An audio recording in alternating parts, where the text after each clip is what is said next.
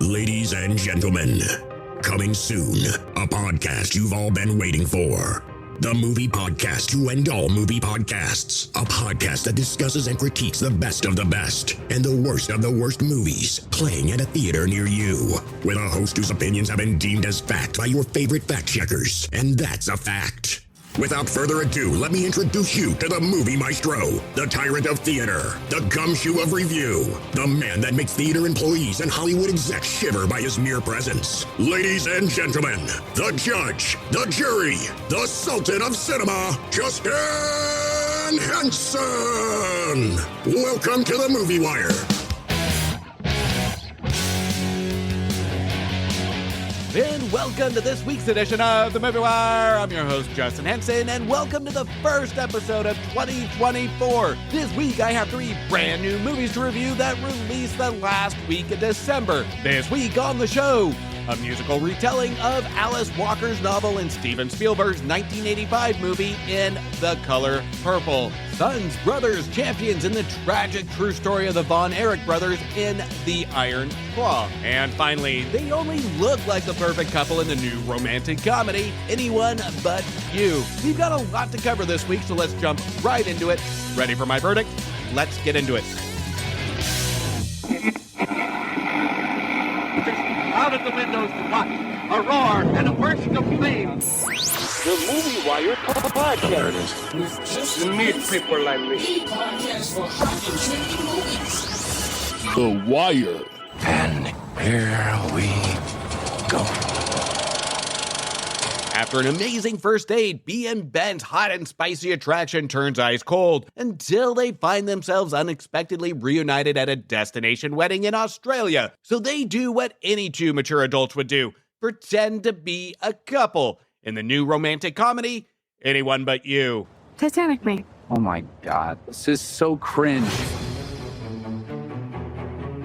Lift my arms. I've seen the movie. Have you? Can I do the line? It's king of the world. You're king of the world. Jack, I'm flying. Oh, it's the cutest thing I've ever seen. Are they doing Titanic? Oh. Are they watching? Yep. Are they buying it? Hey, headed to the wedding. Of my sister? Yes, I am. Where's your fiance? Wait, is this him? Wow, you are a child. Hey, I'm Ben. I was her hall pass on your break. What the I could never be with someone like him. This girl's a disaster. Stop! Those 2 are gonna ruin our wedding. Sorry.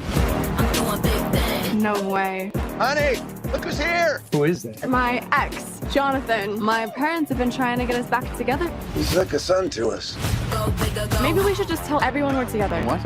It would solve that problem for me, and you clearly want Margaret. Right. She sees you with me. She wants what she can't have. Let's do it. We're coming. We're coming. Jinx, you owe me a coat. You and Ben are serious? I know what you're thinking. He's much older.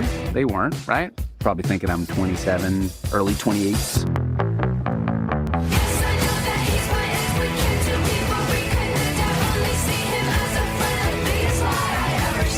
Nobody believes us. Let's just be affectionate. Permission to put my hand on your buttock. Granted. Idea, right? Okay, not in circles. It's not a magic lamp. Are they watching? Is it working? God damn it. Wait, I feel something. What the? What the? Where are they? What the? One might be in you. I'm good. There's probably a better way to check than what I did. It's a bad idea, right? Okay, they're gone. Show's over. Oh my God. It looks like they're going full Titanic. I love the commitment. Now, it seems like romantic comedies or rom-coms being released to theaters are becoming more and more extinct, with streaming platforms picking up most of these up, because most of these comedies are becoming almost a box office gamble. And even though I hate to admit it, I don't blame studios for this, because even if we take some of the rom-coms that have released to streaming platforms, most of these movies just play it safe. There's no uniqueness to it. The jokes just aren't funny. And more importantly, our main characters just have no chemistry together on screen, and they're repetitive pieces of junk. Studios usually cut corners on talent with these films, from the cast to the directors, and the final failed product is just a forgettable movie that makes you say, meh. Sometimes even if I'm asked about a rom-com from the last decade, I almost have to look up my old reviews to remind me of what the movie is even about. These romantic comedies hit their peak in the late 90s to early 2000s, and our director of this film, Will Gluck from Easy A, Fired Up, and Friends with Benefits, knows this.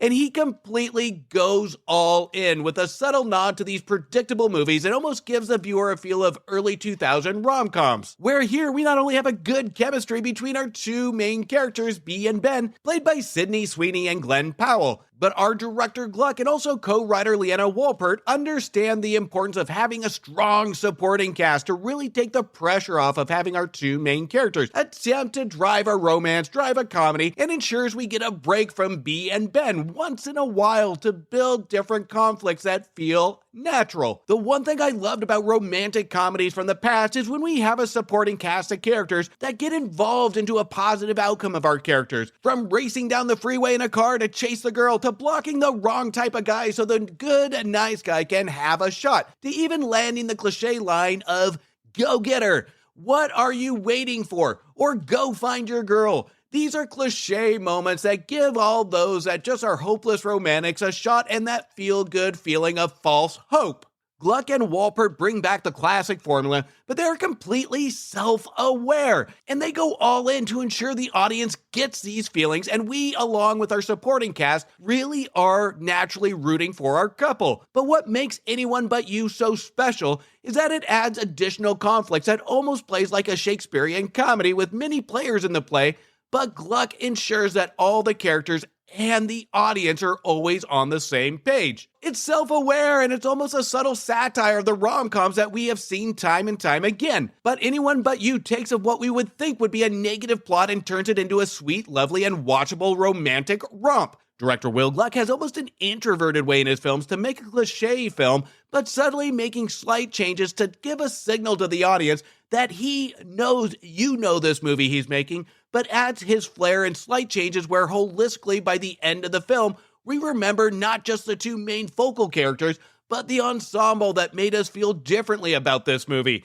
We take every single cliche, every single stereotypical good-looking character that always seems to eat whatever they want and still look like they work out 20 hours a day, and Gluck makes it current and makes everybody on screen likable. We don't have any cliche bad boyfriends or villains or revenge stories here, which makes this feel fresh. Now, Bea and Ben have a fling and a very bad parting until they see each other again by two of their best friends that are engaged to be married. Claudia, played by Alexandra Shipp, and Holly, played by Hadley Robinson. The pair both are flown to Australia to attend their best friend's wedding, and between family and friends and exes, the wedding brings unwanted chaos to the entire wedding party. Now, there's some very smart writing here by Wolpert and Gluck, where it doesn't try and force-feed the comedy. It sticks to a consistent tone. When I first saw actor Glenn Powell on the credits, I was concerned that this is what I was going to get, is a forced romantic comedy. But Powell, open and honest, I haven't been a huge fan of when it comes to him leading a role. I know in the past on my episodes, I have expressed my dislike for the distracting facial expressions and the smugness he presents on screen in previous movies, more specifically in Devotion from 2022. But here he tones it way back, and he and Sweeney actually do a great job bouncing off each other without it feeling forced. We do feel a certain chemistry between the two. Now, at times, I do feel some situations can be a little forced and some of the performances are a little over the top, more specifically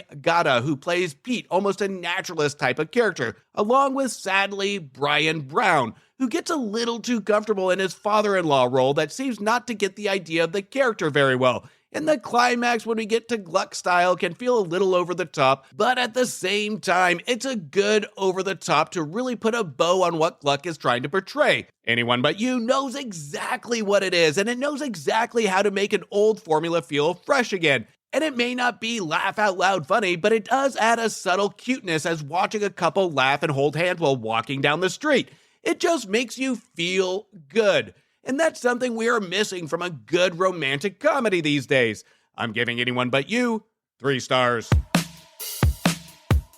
Now the time is finally here, now playing on your respected podcast platforms and YouTube. The Cult-Worthy Cinema Podcast and the Movie Wire's crossover show is now live. You can check out our very first episode where we discussed 1990s Teenage Mutant Ninja Turtles and the Siskel and Ebert reviews that followed. Thank you to all that have listened, watched, and followed so far. The link to that episode will be in the description of this episode. Let's take a listen of Back to the Balcony now.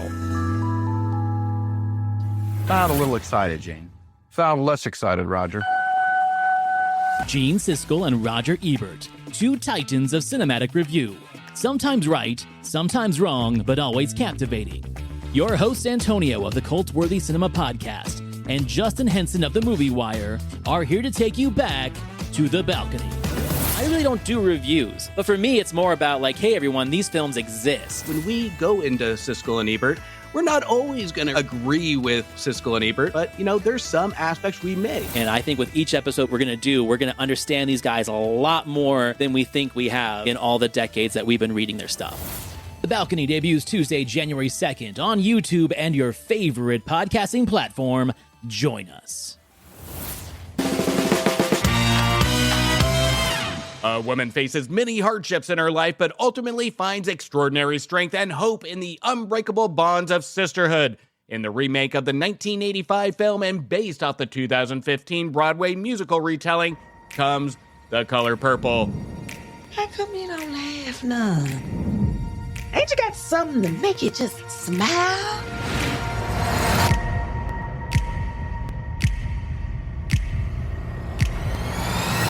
My sister, and I ain't seen her in years. If you ain't gonna laugh, you need to sell your funny bone. Oh! I was married to a man I didn't love. Whatever I say, go. And he took my sister away from me. Even if we have to part, you and me, us have one heart. How come you so nice? Don't know. Maybe you too nice. You seem like trouble. I come here out of respect. But if there ain't none to get, there sure ain't none to give.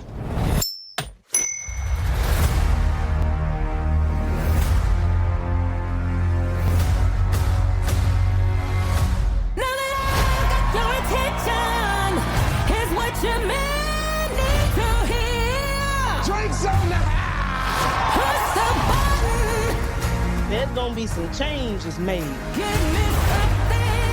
You got to stand up. I know my sister somewhere in the world. Someday we're gonna meet again. Keep your head held high, just like Mom taught us. It's time I be free from you and then turn to creation. I'd die before I let that happen. Good. That's just the going away present I've been needing. Oh!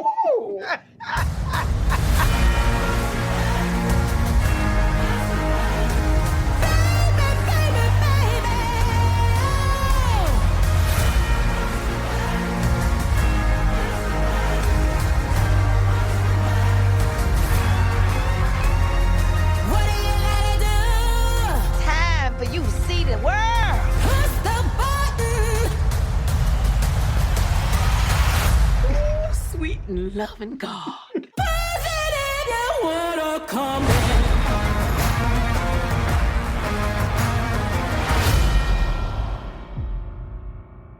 In her first major motion picture, 2004 American Idol winner and award-winning musical artist Fantasia plays Celie, who previously was played in 1985 by Whoopi Goldberg.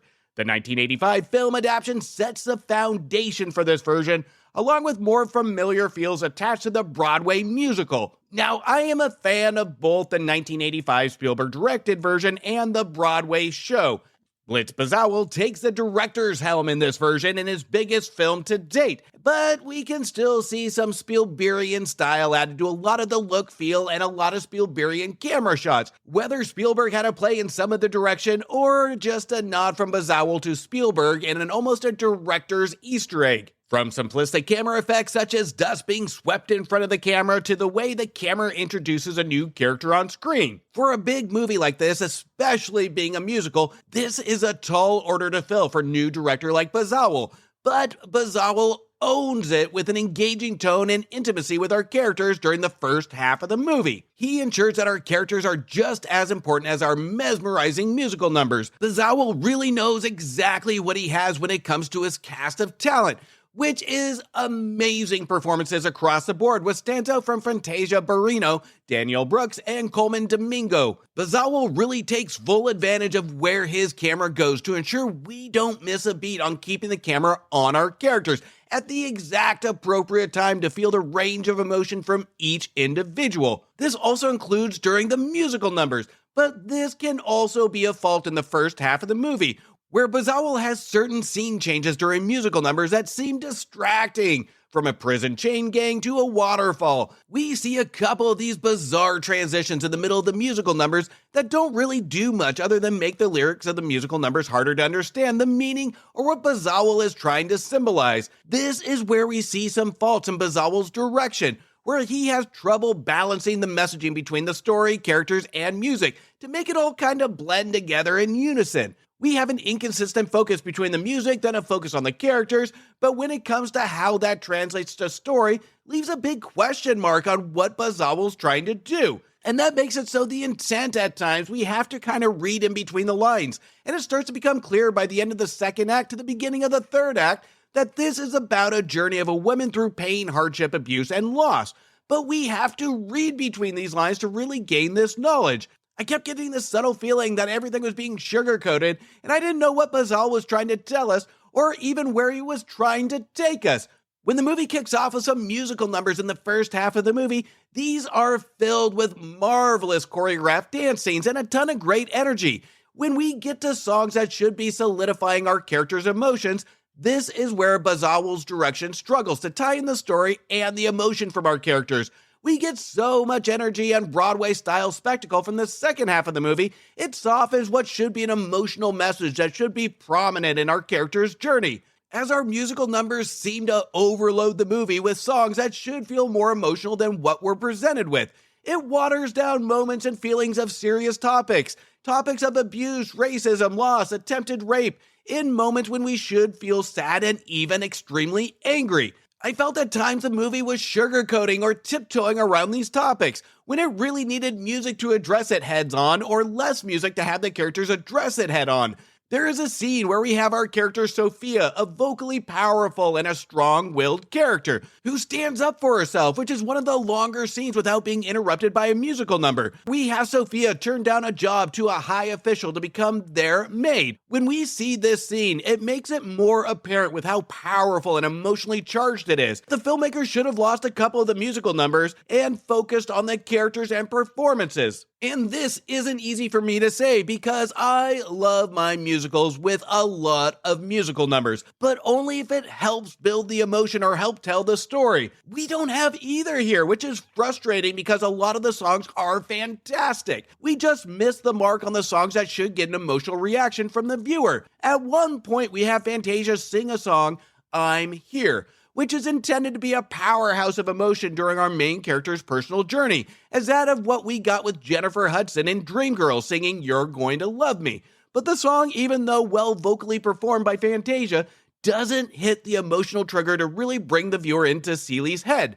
The film was written by Marcus Gardley in his first big film, with mostly TV projects behind his belt, and even though well written at times, this is where we almost get a disconnect from the messaging, as it was made for TV. But to his credit, even though the dialogue could go further, it is incredibly engaging with our amazing performances that really amplify his work. There is a lot of moments of great dialogue in the film, but these are interrupted by the musical numbers. Despite all these flaws in this version of The Color Purple, what is undeniable is that this version of the film is incredibly engaging due to the performances in the cast that not only have a powerhouse of likability on screen, but they are at their best when it comes to truly amazing performances. And even though there's an unbalance of story versus musical numbers that doesn't always help move the story along, the musical numbers are rich and they're popping with energy that even though don't always feel like they belong, they are incredibly watchable. For a movie that's almost 2.5 hours long, the time does fly by, but so does the messaging.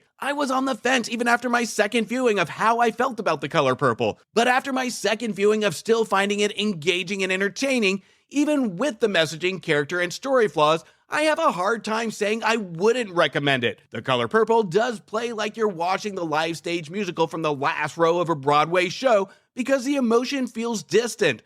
But by the end of the movie, there are so many good things that did stay with me after the viewings I attended, but at the end of the day, I couldn't help shake the feeling that this almost played like a musical concert than the telling of a story. Even though not as powerful as the 1985 version, this one will keep your attention, and the music is fantastic. I'm giving The Color Purple 3 stars. Let's all go to the lobby. Let's all go to the lobby. Now, before we get into the rest of the show, make sure you check out my reviews for movies that just became available to rent, buy, or stream now. Now available on video cassette. Everyone is dreaming about Nicolas Cage in Dream Scenario that knew exactly how to play with my emotions to dream up 3 stars. The holidays are over, but The Holdovers is a gift that keeps giving, which received 4 stars. An intimate look into the relationship between Priscilla and Elvis in Priscilla, which wasn't all hunka burning love in their relationship, but the movie I couldn't help falling in love with, receiving 3.5 stars. Everybody hungers for something in the Hunger Games prequel, The Hunger Games: The Ballad of Songbirds and Snakes, which made me hungry for more, receiving 3 stars. There's some new trolls on the block. It's triple the trolls, triple the music, and triple the annoyance in Trolls Band Together, which received 1.5 stars. There will be no leftovers in Eli Roth's Thanksgiving, which made me thankful for finally a watchable holiday horror movie, receiving 3 stars. And finally, action speaks louder than words in John Woo's holiday action film, Silent Night, which was more of a punishment than coal in my stocking, receiving 1.5 stars. You can check out those reviews on previous episodes, and while you do, don't forget to hit subscribe, and please leave me a review on Apple Podcast or Spotify. Now, before we get into the last set of reviews, there is a podcast that I listen to that I absolutely love. It always seems to put a smile on my face, and it's also with my all-time favorite Wilson family, and that's the Super Familiar with the Wilsons podcast. If you're looking for a podcast that's just a great time, a great listen, this is a podcast to subscribe and listen to. Let's hear from the Super Familiar with the Wilsons podcast now.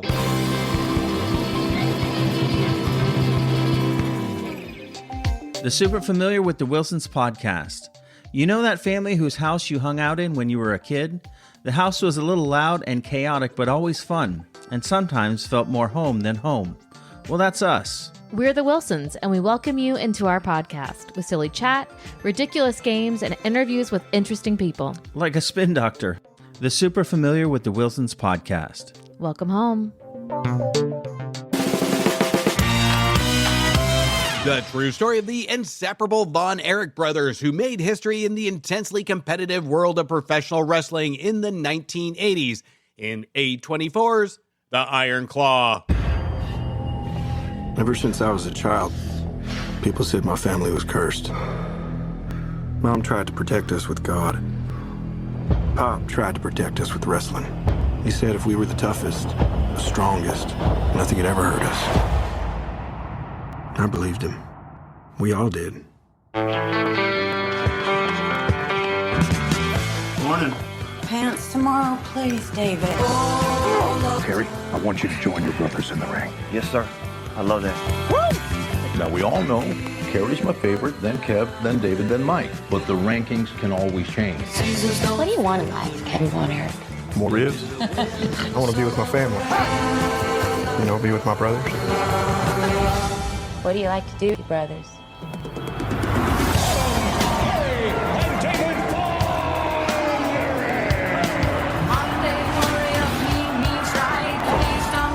Together, we can do anything.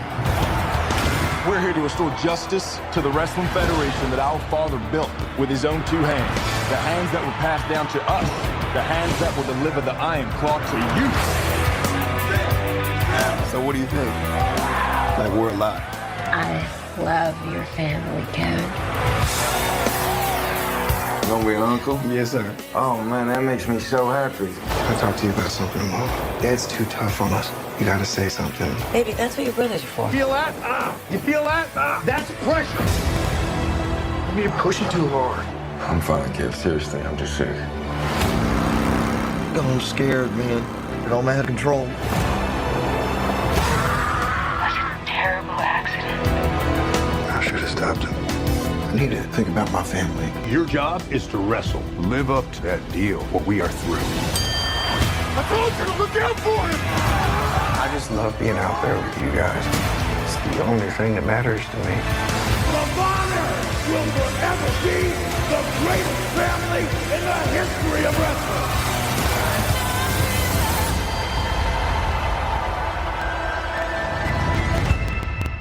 No matter how physically strong you are, mind and emotion can lead to the ultimate tragedy. You can be pushed to victory or lead to victory. The difference between matters to how and who is doing the pushing, and is there anybody doing the leading? These are some of the themes that popped into my head while viewing The Iron Claw, based on the tragic true story of the Von Erich brothers, who all were pushed by their father Fritz Von Erich, played by Halt McConnelly, to train and compete in sports to achieve ultimate fame to take home the World Wrestling Champion belt. Now, I am not a wrestling fan, nor was I a fan in the peak of the 80s when I was a kid. But I was actually aware of the Von Erich tragic events that took place, and the Von Erich family did suffer tremendous tragedy. There is no doubt about that, and our writer-director Sean Durkin tiptoes around how Von Erich brothers got to the point of tragedy. Now, the center around this tragedy is our father, Fritz, and this is a character where Durkin really asks the viewer to put the pieces together on how we got to the end of the journey with our brothers. Durkin never really has many over-dramatic lines with our Von Erich family to really say this is the reason, this is how, this is the man that fueled the flames to inner destruction of his sons.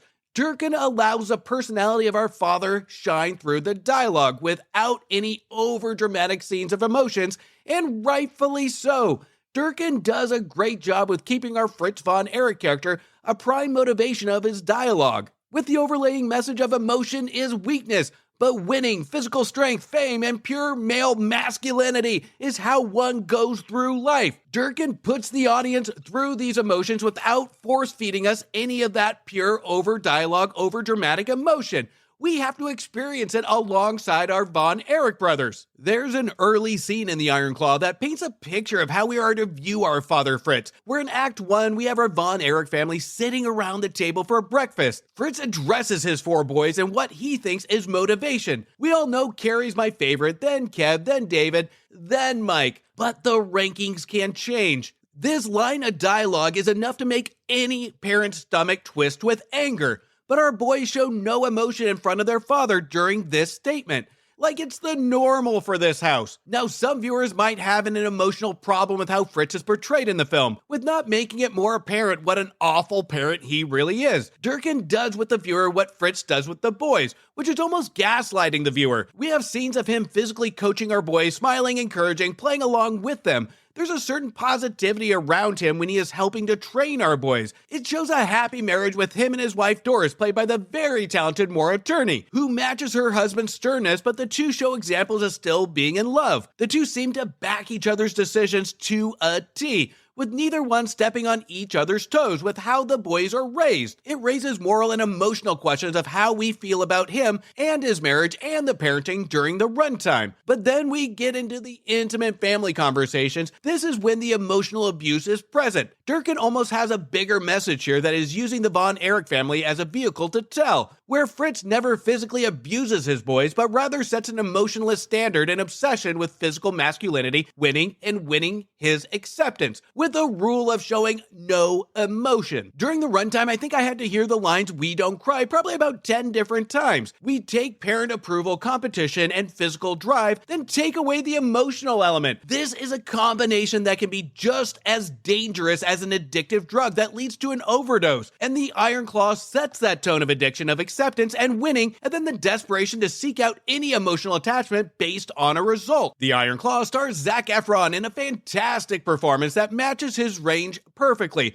where he has to really portray emotion utilizing his physical actions and body language. That means Zac Efron doesn't speak much. So that's a win! But what is really going to be a standout is the chemistry between all of the brothers. Alongside Efron, we have Carrie played by Jeremy Allen White, David played by Harris Dickinson, and Mike played by Stanley Simmons. The chemistry between these four actors is engaging and believable. The relationship crescendos into emotional chaos where it becomes apparent as they mentally become unstable, they have to rely on each other. The performances and the messaging, Durkin does make the viewer work a little bit and push through the layers of what he's going after. And I think that's appropriate given how he's trying to represent our family. Even though this is a true story, Durkin doesn't take the easy way out and make it a dramatized telling. The events that unfold is heartbreaking, but Durkin never gives into this heartbreak to change the emotional tone of the movie. He consistently matches the emotional feel from start to finish, which is no emotion. But just like our family, he challenges the audience to put ourselves in the shoes of our four boys and take the idea of tragedy, and presents it to us and asks the viewer to follow his journey. And finally, with the outcome, he asks, what did you emotionally take away? And this might take a little bit of critical thinking to really deep dive into what you just saw. We are asked as an audience during this runtime to give emotion to this movie, to give emotion to our four boys, as in a metaphorical clapping for Tinkerbell to bring her back to life. The audience or the viewer is the emotion for this movie. We're asked to interpret this emotion because the filmmakers aren't going to give us much. And some may walk out of the Iron Claw with slight disappointment that they wanted a sports movie to hand emotion to them. That doesn't happen here. The movie places us as we are part of the Von Erich family, eavesdropping, and we are creating an opinion for ourselves. Now, at times with this strategy, Durkin's screenplay can be so one-dimensional, and the movie does drag out, where it doesn't know where it wants to go. And we miss some good opportunities to really have more individual conversations with our brothers, and to build that relationship even a little bit more. And the film does rush itself in the last act, so the pacing and balance is off. Even though I found it interesting and the strategy interesting by Durkin, I found my eyes getting a little heavy about the hour and 45-minute mark. I really wanted more of our brothers' interactions. I wanted a bigger chemistry build, even though I did love the chemistry of what I did see on screen, and time to really get to know these characters. This is the problem with a one-dimensional screenplay, is that it's so focused on Zac Efron that we at times forget that we want to spend more time with our other brothers to really see that delivery of trauma, fear, and sadness. This is where the film really misses the mark, and at one point made me question Durkin's intent of what kind of story or whose story he wanted to tell. If we're going to have this brilliant strategy of involving the viewer into Von Erich's family and making us really critically think, I needed more from the entire family. I needed more, especially from our mother, Doris, again played by Maura Tierney. I need to see both sides of the family, our married couple and our brothers apart, may have shed some more light into this family. Sean Durkin's The Iron Claw has a great strategy of how it wants to tell the story, but sadly we are missing elements to really execute this 100%. By the end of the film, I couldn't help but feel I was missing something more. Those that are thinking this is going to be a movie about wrestling, a motivational sports film, a powerhouse of emotion, you may find yourself disappointed because unlike many based on true story sports movies, The Iron Claw will have many mixed reactions, especially with the unbalanced, the one-dimensional screenplay that drags at times during the middle of the film, and a feeling of a missing element by the end of the movie. But Sean Durkin's The Iron Claw will make you work, think, and discover your emotions, just like our four Von Erich brothers had to do. I can't say that I would fully recommend The Iron Claw, but I do admire Sean Durkin's attempt at really creating a story that makes the audience work and critically think, just as much as our four brothers do. But there is so much missing elements here to really execute that strategy, but it's an ambitious strategy by Durkin that I have to call out. Durkin's direction is 4 stars, but the movie I'm giving a very marginal pass at 2.5 stars. And that's a cut on this week's edition of The Movie Wire. I want to thank you for listening and thank you for your support. You can also show support by following me on Instagram, Blue Sky, X, Thread, Facebook, TikTok, YouTube, and Letterboxd at Movie Wire Show. And please don't forget to leave a review on Apple Podcast or Spotify. And just a reminder, Back to the Balcony is now live. Listen, subscribe, review. The link is in the description of this episode. Until next week, do me a favor. Make sure you stay for after the credits to show the respect to those that put their blood, sweat, and tears into making a feature film. and support your local movie theaters.